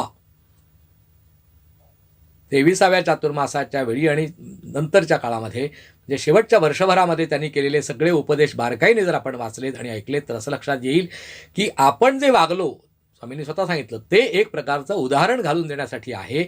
म्हणजेच जणू काही त्यांना असं म्हणायचं आहे की मीमांसा मार्ग तितकाच सत्य आहे, हे फक्त सांगण्यापुरतं अवतार, ते कार्य त्यांनी करून दाखवलं. मग तो जर मार्ग नसेल तर मग ज्या स्त्रिया नोकरीला जातात, को एड म्हणजे एकत्र शाळेमध्ये आपण आज जातो, कॉलेजमध्ये जातो, वेगवेगळ्या ठिकाणी कार्यालयामध्ये एकत्र काम करतो आपण, स्त्री पुरुष एकत्र वावरतो, बसमध्ये कित्येक वेळा आपल्याला धक्के सुद्धा बसतात एकमेकाचे, अगदी ढकलाढकली होते, काही इलाजच नसतो त्यावेळी, इतकी गर्दी असते किंवा एवढं सगळा काय विचित्र सगळा व्यवहार चालू असतो असं म्हटलं तरी चालेल. तर त्या परिस्थितीमध्ये आपल्याला शास्त्रकाराने सांगितलेलं आहे त्यातलं आचरण आपल्याला करता येणं शक्य होईल का, हा प्रश्न निर्माण होतो. मग अशा प्रकारे आचरण करता येणं शक्य नाही, म्हणजे तो जो मीमांसा मार्गाचा कर्मयोग आहे त्यातलं काही गोष्टी वापराव्या लागतात हो, सोयरुसूतक म्हणा, अन्य काही जेवढ्या शक्य असतील तेवढ्या आपण आचरायच्या, संपूर्णपणे त्या काढून टाकायच्या असा अर्थ होत नाही. पण त्यासाठी मग आताच्या काळाला हे बरोबर नाही, म्हणून मग काल सुसंगत आचार धर्म वगैरे वगैरे म्हणून 20-25 मंडळी एकत्र आली आणि मग त्यांनी काहीतरी त्याचा शब्दच्छल केले आणि मग काहीतरी निर्णय दिले वगैरे वगैरे. या प्रकाराला काहीही अर्थ नाही, स्पष्ट शब्दात सांगतो. त्याचं कारण काय? अहो, ज्या क्षणी को एड आलं, एकत्र शाळेत जायला लागले, तेव्हा तुम्ही मासिक धर्म स्त्रियांचा पाळणं हा विषय डोक्याला मुंडासं बांधून मोकळे झालो आपण. जगाच्या पाठीवरती पुरुषांच्या मुतारी जी आहे त्याचं योजना ही बसून मुतण्याची केलेलीच नाही आहे. लघवीला जाण्यासाठी ज्या काही योजना केलेल्या आहेत पुरुषांसाठी त्या बसून करण्यासाठी योजना दिलेली आहे का एखाद्या ठिकाणी? शास्त्र काय म्हणतं? पुरुषांनी सुद्धा लघुशंकेला बसूनच मूत्रविसर्जन करायचं आहे. अंगात काही घातलेलं असेल तर आपल्याला निविती करून जानवं कानाला लावता येणंच शक्य नाही आहे. आणि शास्त्रकार त्याच्या पुढे जाऊन सांगतात, जर निविती करून आपल्याला जर जानवं कानाला लावता, यज्ञोपवीत कानाला लावता येत नसेल तर त्या परिस्थितीत ते कानाला लावू नये. आमचे चढशाणे लोक शर्टातून असं जानवं काढायचं आणि कानाला अडकवायचं. हा अचरटपणा करू नये असं शास्त्रात सांगितलं. मग त्या परिस्थितीमध्ये उजव्या कानाला नुसता स्पर्श करावा उजव्या हाताचा असं सांगितलंय शास्त्रकारांनी. मग मला तुम्ही सांगा की मग कसलं कालसुसंगत? जे शक्य आहे ते करणं हे कालसुसंगत. कालसुसंगत काय आहे? जेवढं शक्य आहे तेवढं आचरणं. मग तुम्ही म्हणाल की असं शक्य आहे ते आचरलं तर मग काय धर्म, मग काय धर्म बुडेल अशा? हो, काही बुडत नाही धर्म बिर्म, काही काळजीचं कारण नाही. संन्यास घेऊन पुन्हा गृहस्थ आश्रमामध्ये येऊन त्याच्यानंतर झालेल्या मुलांना जर धर्मात घेण्याची व्यवस्था नाही असं आपल्याला कुठेतरी आढळतं. पण तेच अवतारी पुरुष निघाले नेमके. याचा अर्थ काय? याचा अर्थ स्पष्ट आहे की मीमांसेमध्ये दिलंय तेवढाच कर्मयोग नाहीये, तर लोकाभिमुख कर्म करणे, परमेश्वराला अर्पण करणारी अशा प्रकारची कर्म करणे आणि ज्यांची आपण सेवा करतो किंवा जिथे आपण कर्म करतोय त्यालाच साक्षात ईश्वर मानून सेवा करणे, सेवा नावाचं कर्म करणे. बघा आता किती कर्माचे किती प्रकार सांगितले बघा. मी लोकाभिमुख कर्म करायचं म्हणजे सामान्यांची, पांतस्थांची अशा प्रकारची कर्म करायची आणि ती करून पुन्हा फलाची अपेक्षा धरायची नाही, हे वाक्य ठरलेलंच आहे. हा कर्मयोग आहे. आपण जे जे काही कर्म करतोय ती भक्तीच आहे, उपासनाच आहे एक प्रकारची. इतक्या प्रेमाने ती करायची, हाही कर्मयोगच आहे. पण परत फलाची अपेक्षा धरायची नाही. मग काय करावं आणि काय करू नये अशा प्रकारचे प्रश्न वारंवार आपल्याला पडतात. त्याचं उत्तर भगवंतांनी स्वतःच दिलं आहे की कर्म कोणतं, अकर्म कोणतं याविषयी ज्ञाते सुद्धा भ्रांत होतात. बडे बडे ज्ञाते लोक सुद्धा या बाबतीत भ्रांत होतात. तर तुमची माझी काय कथा? तर ईश्वरार्पण कर्म करणे, लोकाभिमुख कर्म करणे किंवा आपल्याला जे काही प्राप्त झालंय, म्हणजे आपण समजा एका विषयामध्ये नोकरी करतो. आता नोकरी करणं हे म्हणजे शूद्राचं कर्म आहे, हे ब्राह्मणाचं कर्म नाहीये. ब्राह्मणाची मुख्य कर्म सांगितलेली आहेत की म्हणजे अध्ययन, अध्यापन, अयाचित वृत्तीने राहणे, ही 3 प्रमुख कार्य आहेत. ह्याच्यात ज्याला जमत नाही त्यांनी मग यजन, याजन म्हणजे दुसऱ्याकडे जाऊन काहीतरी यज्ञ याग करायला मदत करणे, पूजा अर्चा सांगायला मदत करणे, ज्याला आपण आजकाल पौरोहित्य म्हणतो, हे करायला हे दुय्यम सांगितलंय खरं म्हणजे, मुख्य नाहीये. पण असो, अशा प्रकारचे कर्म सांगितले. ते सोडून आज आपण नोकऱ्या करतो, वेगवेगळ्या प्रकारचे व्यवसाय करतो. व्यवसाय करणे हे वैश्यांचं कर्म झालं नाही का? म्हणजे आपण शास्त्रात दिलेल्या कर्मयोग आचरतच नाही असा त्याचा अर्थ होईल.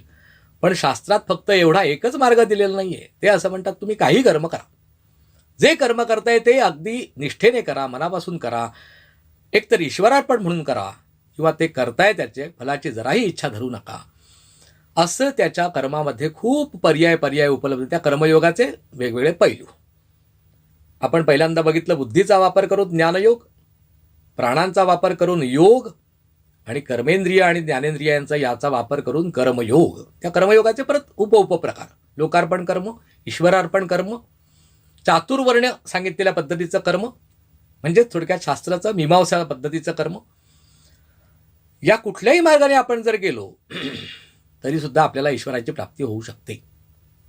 तसंच आपल्याकडे आणखीन एक वस्तू आहे, त्याचं नाव आहे मन, भावना.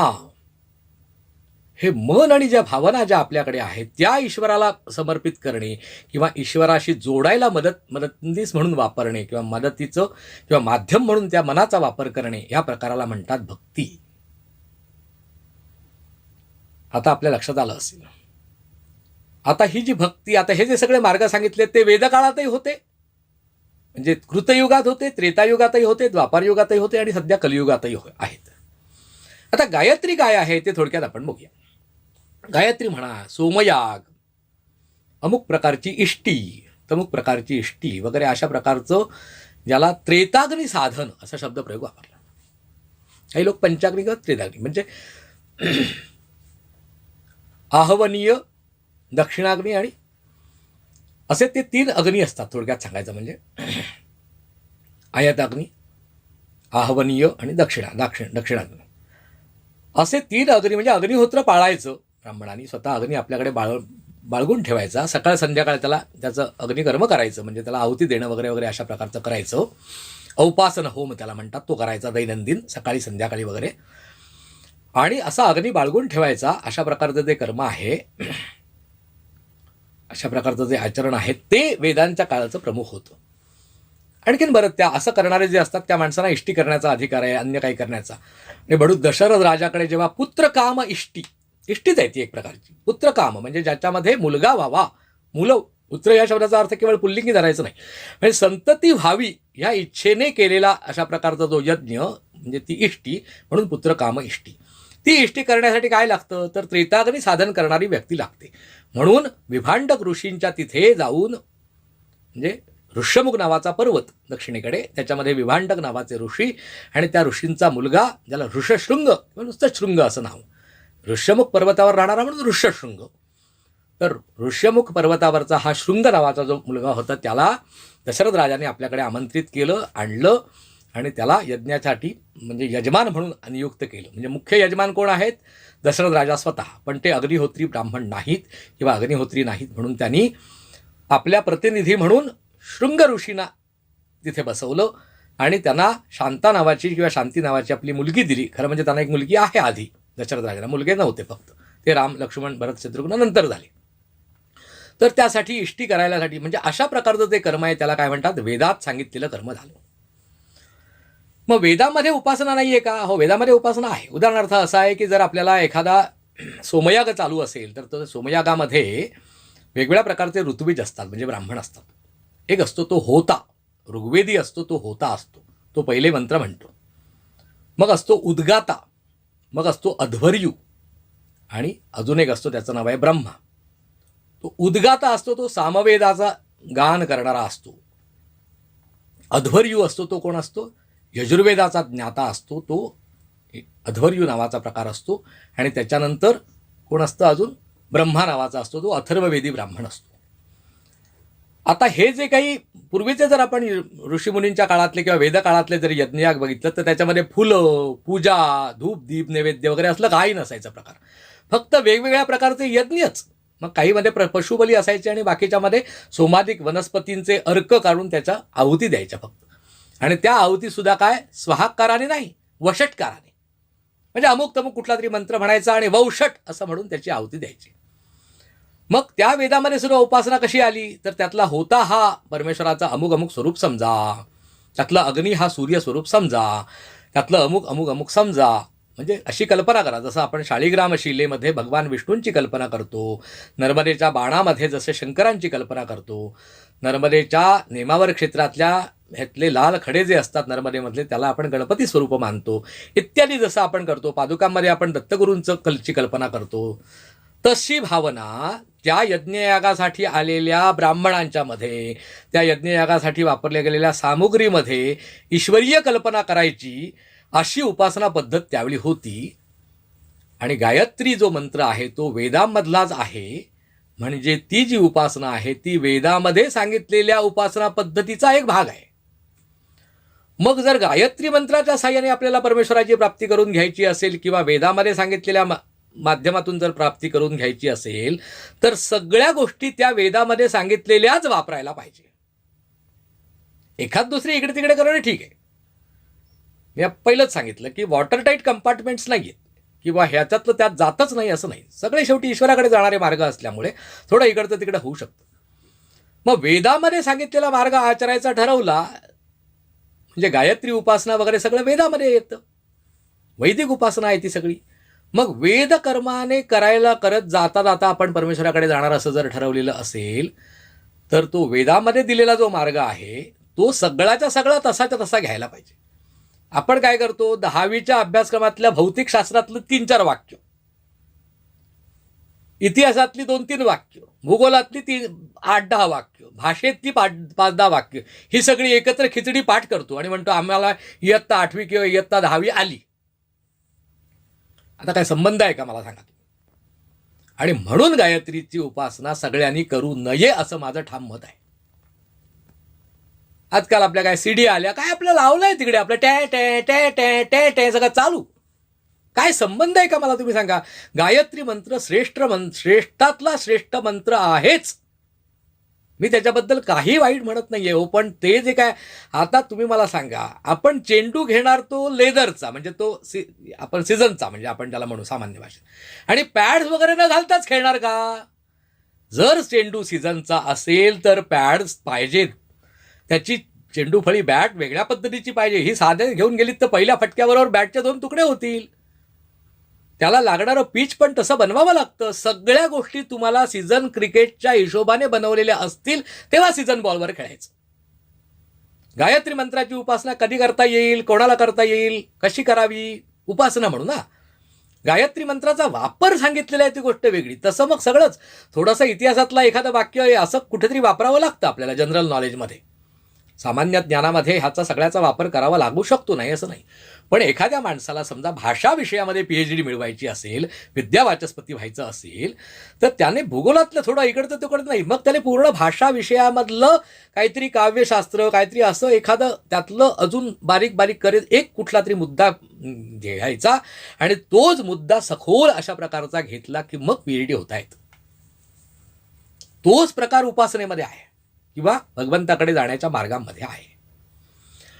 वेदामध्ये सांगितलेल्या कर्मांच्या प्रमाणे जर आपण जाणार असू तर मग त्यात गायत्री मंत्र आहे, मग तो सोमयाग आहे, मग सगळं वैदिक कर्म कसं करावं त्याच्याबद्दलचा एक वेगळा संपूर्ण प्रकारच वेगळा दिलेला आहे. त्याचा दिग्दर्शक वेगळा, त्याचे नट वेगळे, आपल्याला कळतील अशा भाषेत सांगण्यासाठी सांगतो. मग ते सगळं त्यांचं वापरायचं. तसं करतोय का आपण. फक्त एक गायत्री मंत्र उचलला आणि आपण तो भक्तिशास्त्रामध्ये घुसवला. कसं काय करता येणं शक्य आहे मला सांगा. दाखवावं मला कोणीतरी संत, अमुक तमुक गायत्रीची उपासना करून तो संत झाला असं दाखवायचं. तपस्वी नका दाखवत. याज्ञिकी करता करता घनपाठी झालेले आहेत आणि ते संत झाले, दाखवा मला. वैदिक सगळ्या वेदांचा अभ्यास केलेला आहे आणि ते संत झाले, संत पदाला जाऊन पोचले, दाखवा मला. तुम्ही दाखवलेले नको ना, ते जगन्मान्य असायला पाहिजे. नाही तर स्वयंघोषित, हो आमच्याकडे अमुक तमुक शास्त्री आहेत ना, दशग्रंथी शिकलेले, काय ते आमच्या मते कोणते संतच आहेत असं हेच मानतात. आपल्या आपणच स्वतःला पदवी द्यायची. हा प्रकार नको. म्हणून गायत्रीची उपासना जी आहे ती कोणी करावी, कशी करावी, वेदामधलं काय कळतंय, बाकीचं काय नाही कळत. मग कशाला उगाच त्या नको त्या भानगडीत पडायचं आपण. गायत्री परिवार अख्ख्या देशामध्ये तयार झाले. हे सगळं कशामुळे झालं तर हे सगळं ज्ञान तथाकथित सगळ्यांना उघड करून दिलं म्हणे. पण उघड करून दिलं. तुम्ही होमिओपॅथीची औषधं घेणार असाल तर कॉफी पिऊन नाही चालत भाऊ. तुम्ही आयुर्वेदिक औषधं घेणार असाल तर रात्रीच्या वेळी दही नाही खाऊन चालत. त्याची स्वतःची पथ्य, त्याचं काहीतरी, ती सगळी चिकित्सा पद्धती वेगळी आहे की नाही. आपण थोडं इकड तिकडचं वापरतो, नाही असं नाही, पण ते सुद्धा योग्य व्यक्तीच्या सल्ल्याने करावं की नाही. कोणाचा योग्य सल्ला न घेता जर आयुर्वेद, युनानी, ॲलोपॅथी, ते चुंबक चिकित्सा, पाण्याची चिकित्सा, नॅचरोपॅथी, अशा जे काही सगळ्या विविध प्रकारच्या शाखा आहेत त्यांची जर आपण विचित्र खिचडी केली तर आपल्या आरोग्याची खिचडी होऊन जाईल की नाही सांगा मला. मग तोच प्रकार इथे आहे. गायत्री एकदा वापरायचं ठरवलं तर वेदांमधलं सगळं वापरायचं. सगळं वेदाप्रमाणे करावं. पण कलियुगामध्ये वेदमताची चलती नाही. इथे रामकृष्ण परमहंस. म्हणून ते वेदामधलं नाही झालं. म्हणजे कर्मयोगामध्ये वेदाने सांगितलेलं कर्म करणे हा सुद्धा एक कर्मयोगाचा भाग आहे. आणि उरतं जे ते म्हणजे आपलं मन, आपली भावना. ती भावना आपण ईश्वराला द्यायची. माझ्या आईवर मी कसं प्रेम करायचं हे पुस्तकात बघून शिकून करायचं असतं का. भक्ती कशी करावी तेव्हा तुम्ही आम्हाला शिकवा गुरुजी. कसं शिकवायचं मला सांगा तुम्ही. भक्ती या शब्दाचा अर्थ असा प्रेम करणं भगवंतावरती, मनापासून प्रेम करणं, याचं नाव भक्ती आहे, उपासना आहे. मग अशा प्रकारच्या भक्तीमध्ये काय आहे तर भावभावना हा नैसर्गिकरित्या दिलेला, भगवंताने आपल्याला दिलेला ठेवा आहे. जसं बुद्धी हा ठेवा आहे, अहंकार हा ठेवा आहे, मन हा ठेवा आहे, प्राण हा ठेवा आहे, आणि त्याचबरोबर कर्मेंद्रिय ज्ञानेंद्रिय हा ठेवा आहे, आणि याच्याच बरोबर आणखीन लैंगिक शक्ती हा सुद्धा एक ठेवा आहे आपल्याकडे दिलेला. ही लैंगिक शक्ती जर आपण तिचा ऱ्हास थांबवून त्याला ऊर्ध्वगतीला नेलं तर त्या लैंगिक शक्तीचं ओज नावाच्या शक्तीमध्ये आणि मग नंतर मेधा नावाच्या शक्तीमध्ये रूपांतर होतं, इत्यादी इत्यादी. त्या सगळ्या प्रकाराला म्हणतात तंत्र. त्याचा थोडासा उपयोग आपण या शक्ती उपासना रहस्यामध्ये करणार आहोत. या शक्ती उपासना कशी आहे? भावना आणि लैंगिक शक्ती या दोघांना परमेश्वराच्या दिशेने घेऊन जाणे या प्रकाराला म्हणतात शक्ती उपासना. म्हणजे काय आहे? आपण मगाशी बाकीचे मार्ग बघितले आणि त्याच्यातला भावना ईश्वराकडे देणं, त्यासाठी मग भाव लागतो. मागच्या वेळी आपण बघितलं होतं वेगवेगळ्या प्रकारचे 19 प्रकारचे भाव आहेत. 19 प्रकारचे भाव म्हणजे 19 प्रकारची नाती पण म्हणता येतात. संबंधात्मिक म्हणजे भगवंताशी जोडायचा संबंध, नातं, आणि अन्य सुद्धा आहेत. म्हणजे कुठल्या कुठल्या भावना? तर स्नेह आहे, प्रणय आहे.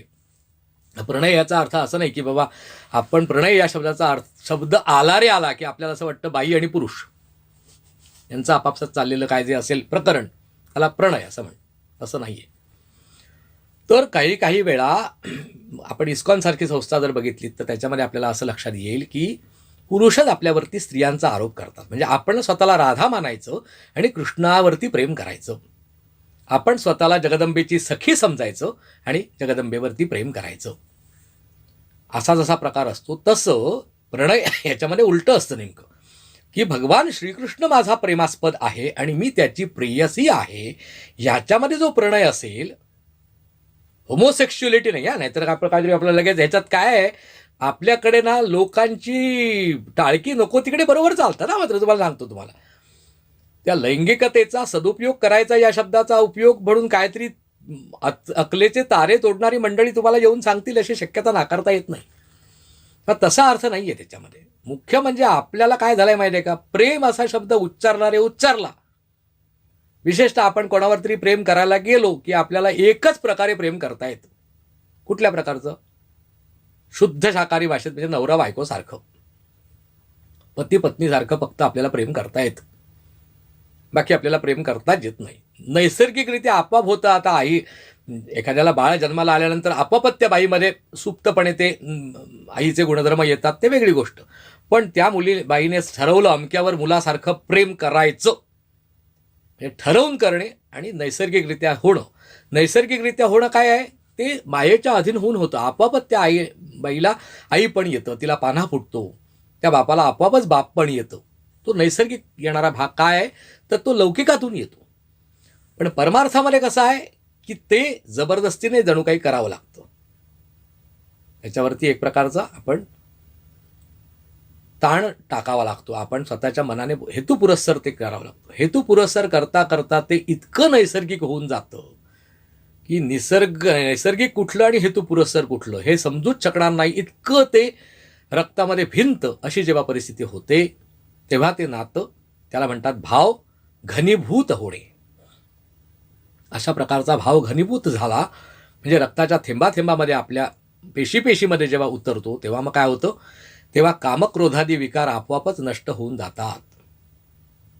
कामक्रोधे केले घर रीते, बोलावा विठ्ठल पहावा विठ्ठल, सतत विठ्ठल म्हणून विठ्ठल विठ्ठल विठ्ठल म्हणता म्हणता काय झालं की कामक्रोधे केले घर रीते असा अनुभव आला प्रत्यक्ष त्यांना. संतांना असा अनुभव आला. उगाच ते बोलत नाहीयेत, कल्पनेचे दारे नाही तोडलेले त्यांनी. तसं जगदंबेवरती प्रेम करता करता करता करता कामक्रोधादी विकार हळूहळू कमी होत होत साफ नष्ट अवस्थेपर्यंत येऊन पोचतात. ती शक्ती उपासना खरी. याला त्या शक्ती उपासनेचं रहस्य बघण्याच्या निमित्ताने आपण हा सगळा इतर प्रपंच बघितला. थोडक्यात सांगायचं म्हणजे मग कुंडलिनी जर बघायची असेल तर संपूर्णपणे कुंडलिनी योग स्वतंत्र बघायचा. कर्मयोग करायचा असेल तर संपूर्णपणे कर्मयोग स्वतंत्र करायचा.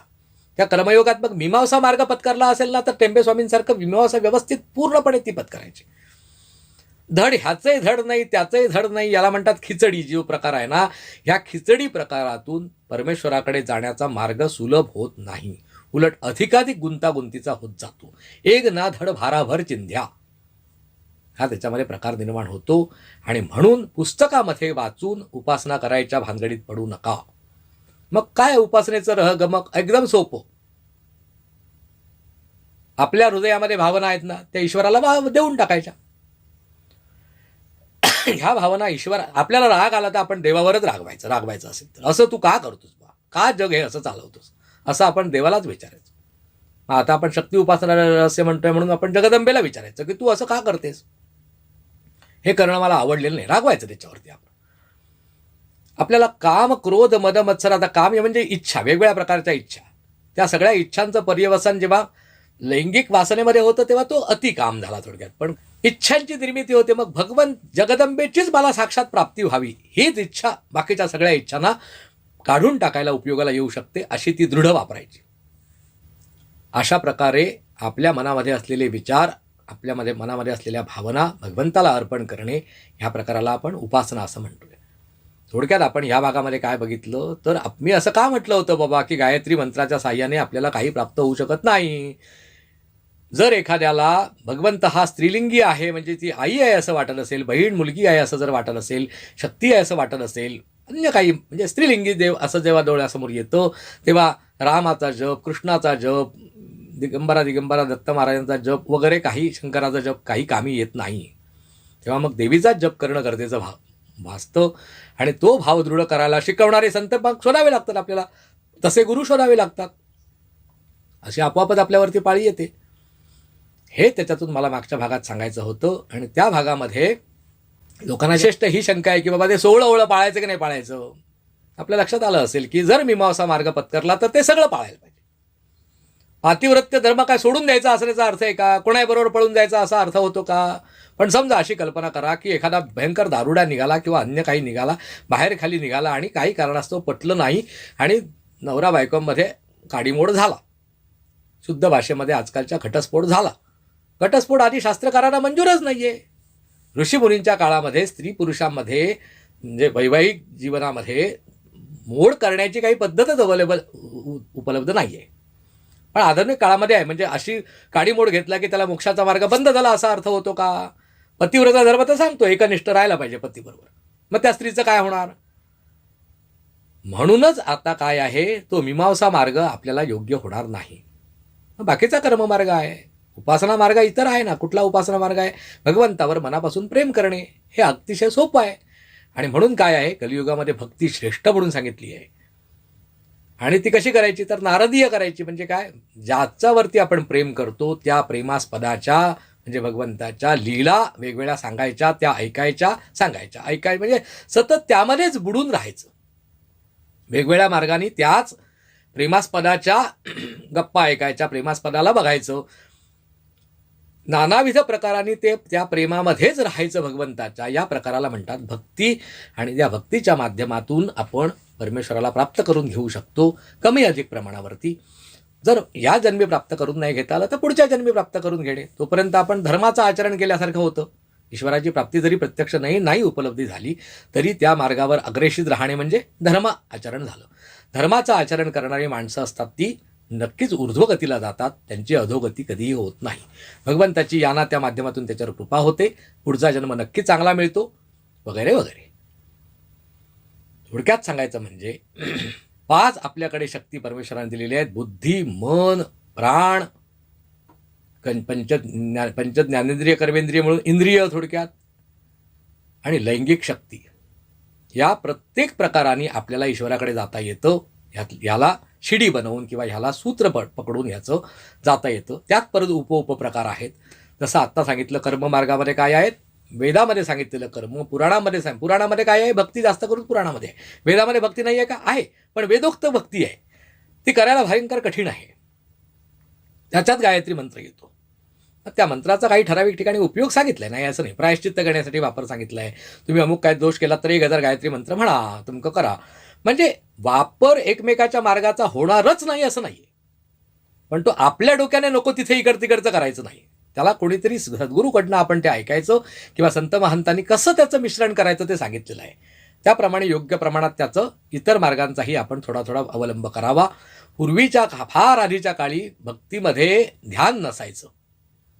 तुम्ही बघा, ध्यान हा जो प्रकार आहे तो योग मार्गातला आहे, तो जास्त भक्तीमध्ये नव्हता. पण आधुनिक काळामध्ये श्री रामकृष्ण परमहंस ठाकूर, आमचे स्वामी विवेकानंद वगैरे ह्या लोकांनी जास्त करून भक्तीमध्ये ध्यान हा सुद्धा प्रकार मध्ये आणला. का? पण ते ध्यान कसं आहे, योगामध्ये सांगितलेलं ध्यान निर्गुणाचं ध्यान आहे आणि भक्तीमधलं ध्यान हे सगुण परब्रह्माचं ध्यान आहे, सगुण ईश्वराचं ध्यान आहे. थोडक्यात त्यातलं ध्यान थोडंसं वापरायचं, योगामधला प्राणायाम सुद्धा थोडासा वापरायचा, कर्मयोगामधलं बरंचसं कर्म आपण करायचं ना. यज्ञ जमत असतील तर ते करूनच भक्ती करावी असं सांगितलेलं आहे. कारण काय, थोडक्यात सांगायचं म्हणजे शास्त्रकारांनी सांगितलेलं जेवढं शक्य आहे तेवढं अवश्य आचरावं. पण जेव्हा प्रधान भक्ती होते तेव्हा मग बौद्धिवाद वाद मागे पडतो, कर्मयोग मागे पडतो, बाकीच्या सगळ्या गोष्टी दुय्यम होतात. म्हणजे कबीरांच्या भाषेत सांगायचं म्हणजे काय, तर हे रामा मला माहिती आहे की काय काय माहिती आहे मला, तर श्राद्ध करायचं असतं, आई वडिलांचं अमुक असतं तमुक असतं, महायज्ञ करायला सांगितलेले आहेत, संध्यावंदन, ब्रह्मयज्ञ, आणखी काय देवयज्ञ, अमुक तमुक सगळं काय काय सांगितलेलं असतं, माध्यान्ह संध्या, सायं संध्या वगैरे वगैरे सगळं हे सगळं सांगितलेलं आहे. पण हे रामा मला यातलं काहीही करता येत नाही रे, मी आपलं फक्त तुझं नाव घेतो. पण एवढं सांगितलेलं आहे याची जाणीव आहे कबीरांना. पण ते इतके राममय झाले की त्या राममय होण्यातून हे पंचमहायज्ञ नाही केले तरी चालतील अशी अवस्था येते. कारण काय, तर भक्तीचा जो मार्ग सांगितला आहे त्याच्यातलं केलं की आपोआपच झालं. आता उदाहरणार्थ आपल्याला सांगतो की आपल्याला 9, 10, 11, 12 असं दिवस कार्य करणं आवश्यक असतं की नाही. मेला मनुष्य गेल्यानंतर वैष्णव जे असतात ते फक्त 3 रात्री किंवा ज्यांची क्षमता नाही ते एकच रात्र म्हणजे दिवस रात्र 24 तास थोडक्यात हे हरे कृष्ण कृष्ण कृष्ण हरे हरे, हरे राम राम राम हरे हरे. काही लोक आधी हरे कृष्ण म्हणतात, काही लोक हरे राम आधी म्हणतात. दोन्ही प्रकार आहेत. उपनिषदामध्ये तो दिलेला आहे आणि चैतन्य महाप्रभूंनी त्याच्यात थोडासा बदल करून दिलेला आहे. काही असो, थोडक्यात वैष्णव हे विष्णूच्या नामस्मरणाने 24 तास नामसंकीर्तन करून सुद्धा त्यांचा जो गेलेला अमृतात्मा असतो तो ऊर्ध्वगतीला जातो. आता आपल्याकडे चक्रधर स्वामींचा एक महानुभाव नावाचा संप्रदाय, त्याच्यामध्ये काही काही व्यक्तींना मृत्यूनंतर दहन करत नाहीत, त्याला दफन करतात, जमिनीमध्ये पुरतात. मग असं पुरलं तर गती मिळत नाही असं आपलं शास्त्र सांगतं. पण तसं नाही. एकदा तुम्ही तो एक विशिष्ट मार्ग पत्करलात की त्या मार्गाप्रमाणे जर संपूर्ण सगळं आपण चलनवलन केलं तर आपल्याला हे जे काही असं चालत नाही वगैरे सांगितलं त्याचा दोष लागत नाही. वेदामध्ये ज्या गोष्टी करू नयेत म्हणून सांगितले, तंत्रामध्ये त्याच गोष्टी कराव्यात म्हणून सांगितले. याचा अर्थ काय, वेद मूर्ख आहेत का? नाही. तंत्र मूर्ख आहे का? नाही. तो भौतिकशास्त्राचा अभ्यास करतोय, हा रसायनशास्त्राचा करतोय, एवढाच फक्त फरक आहे. हा होमिओपॅथीची गोळ्या घेतोय, तो ॲलोपॅथीच्या घेतोय, ॲलोपॅथीचं जे काय औषधोपचार करतोय, मग त्याचे जी पथ्य पाणी आहे त्याचं जे काय आचरण आहे ते त्याच्या पद्धतीने, याचं आचरण याच्या पद्धतीने. कोणताही एक मार्ग मनापासून जर निष्ठेने केला तर आपण परमेश्वराकडे नक्की पोचतो. आणि त्यात जर काय कमी जास्त झालं असेल तर ते परमेश्वरच आपल्याकडनं दुरुस्त करून घेतो. जर दुरुस्त करणं अत्यावश्यक असेल तर ते आपल्याला मार्गदर्शन आपल्याला दुरुस्त करतो.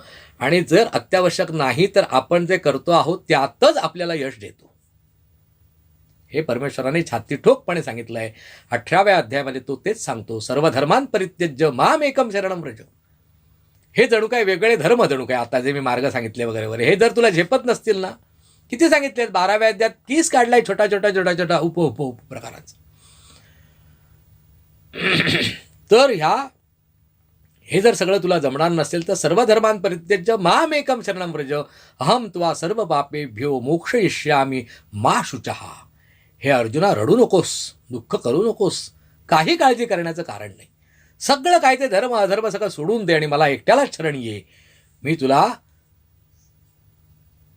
सर्वोच्च गतीला घेऊन जाईन, माझ्याकडे घेऊन येईन. थोडक्यात सांगायचं म्हणजे मोक्ष प्राप्त करून देईन, काळजी करण्याचं कारण नाही.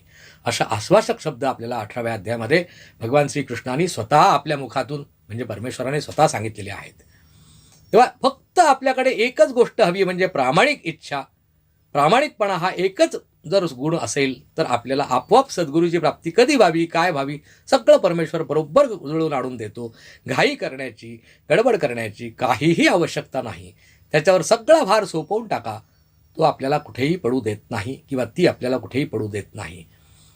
थोडंसं ह्यावेळेचं जे आहे ते थोडं स्कॅटर्ड म्हणजे थोडंसं मला विविधतेने युक्त सांगावं लागलं. हा संपूर्ण भागच मी उपासनेची विविधता किंवा परमेश्वराकडे जाण्याचे विविधतेचे मार्ग सांगितले मुद्दाम, जेणेकरून आपल्याला शक्ती उपासना रहस्य बघताना इतर गोष्टी ज्या काय मध्ये मध्ये ऐनवेळी जर तुम्हाला हॉन्ट करतील, कुठेतरी जर आपल्या बुद्धीला त्रास देतील असं जर परिस्थिती निर्माण होईल तर ती होऊ नये हे एकदाच सांगून ठेवलेलं असलं की पुढचे मग सगळे आपण भाग शांतपणे समजून घेऊ शकाल अशी आपण कल्पना करूया. हा भाग पुन्हा पुन्हा ऐका वाटल्यास, की आपण अनेक शंकांचं आपलं निरसन होऊन जाईल आणि मग आपल्याला ईश्वराकडे जाण्याचा मार्ग आणखीन सुलभ झालेल्याची भावना निर्माण होईल. जगदंबेच्या कृपेने, तुमच्या प्रत्येकाच्या इष्टदेवतेच्या कृपेने, म्हणजेच त्या परब्रह्म परमात्म्याच्या कृपेने सर्वांना त्यांचा मार्ग प्राप्त हो. जो जे वांछील तो ते लाहो प्राणी जातो. वर्षत सकळ मंगळी ईश्वरनिष्ठांची मांदी आली, अनवरत भूमंडळी भेटतू भूता. अशा प्रकारची यांनी माऊलींनी केलेली जी प्रार्थना आहे, तशी जे जे श्रोते, जे जे प्रेक्षक हा व्हिडिओ बघतील, काही ऐकतील पण नाहीसुद्धा ऐकतील, नाहीसुद्धा पाहतील, त्या सगळ्यांना त्यांच्या त्यांच्या विश्वस्वधर्म सूर्य पाहो, त्यांना त्यांच्या मनाच्या इच्छेप्रमाणे, त्यांच्या मार्गक्रमणेच्या माध्यमातून परमेश्वराची प्राप्ती हो, अशा प्रकारची इच्छा व्यक्त करतो. आणि आजचा भाग थांबवण्याचा प्रयत्न करूया. पुढच्या भागामध्ये आपण फक्त शक्ती उपासना रहस्य याच्यावरतीच फक्त बोलणार आहोत. इतर जे अराळ फराळ आहे ते आज बोलून घेतलेलं आहे आणि बऱ्याचशा शंकांचं निरसन झालं आहे अशी मी कल्पना करतो. जननी शारदां देवी रामकृष्णं जगद्गुरुं पादपद्मे तयो श्रित्वा प्रणमामि मुहुर्मुहुः. जगदंब उदयोस्तु उदयोस्तु उदयोस्तु. नर्मदे हर. हरि ओम तत्सत. श्रीरामकृष्णार्पणमस्तु.